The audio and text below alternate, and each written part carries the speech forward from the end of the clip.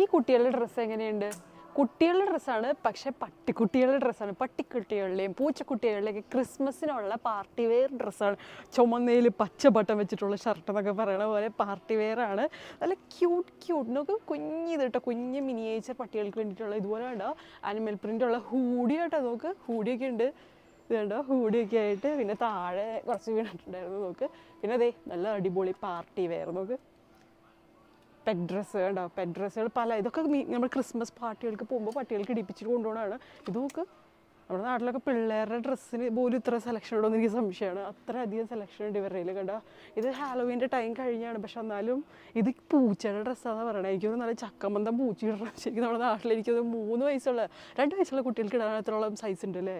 Cat dress എന്ന് എഴുതിക്കണേ ഇവർ കണ്ടോ, ടോഡ്ലർ ക്യാറ്റ് എന്ന് പറഞ്ഞിട്ട്. അറിയില്ല, അടിപൊളി ഡ്രസ്സ്. അയ്യോ പിള്ളേരുടെ ഡ്രസ്സിന്, അയ്യോ ഇത് പിള്ളേരുടെ ഡ്രസ്സിന് കേട്ടോ, തെറ്റിപ്പോയി.